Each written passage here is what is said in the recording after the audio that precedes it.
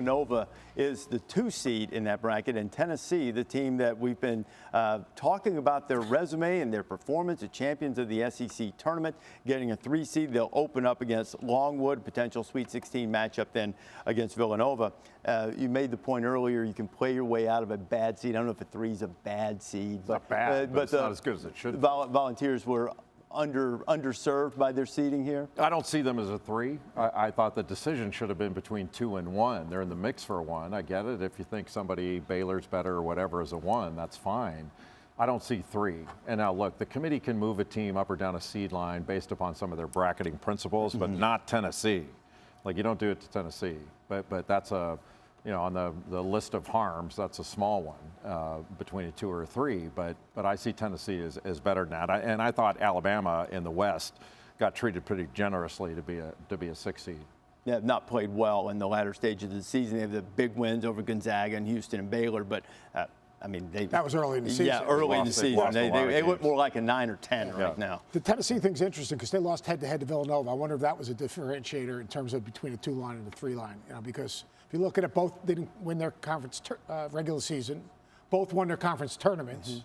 All right, so now all of a sudden you're splitting hairs. What do? You go head-to-head maybe? Yeah, but there are 3 other 2s. You know, it's not just them. There are 3 other 2s. What does it say about maybe, like, they have those 2 wins against Kentucky. Where will Kentucky be seated? I would have thought they'd be on the 2 line, and if they'd won the SEC tournament, a chance for a 1. But you know, Tennessee beats them twice. If they're a 2, you know, you got to start asking some questions about what about head-to-head. Like that doesn't matter.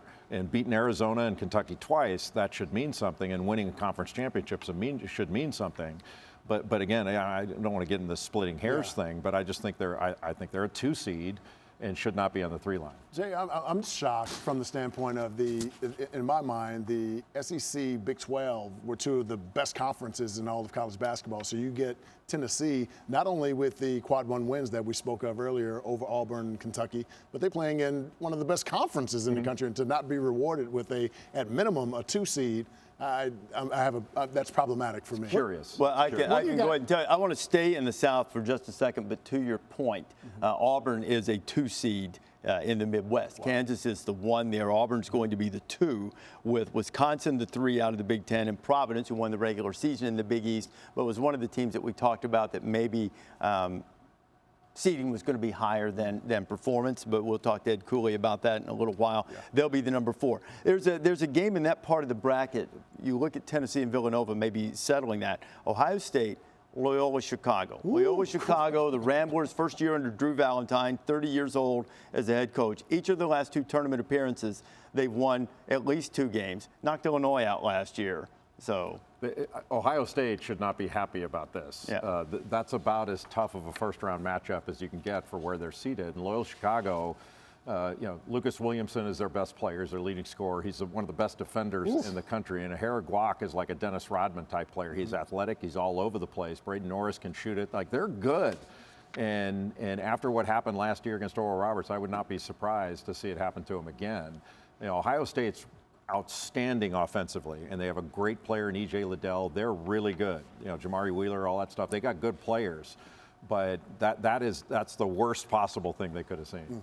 That's a good point, too. Forget about that 15-2 win that Max Haysmith and Kevin O'Banner, who's now at Texas Tech, had Oral Roberts beating Ohio State last year. Now the Buckeyes have drawn another tough one in the first round. Thank you for watching ESPN on YouTube. For live streaming sports and premium content, subscribe to ESPN+.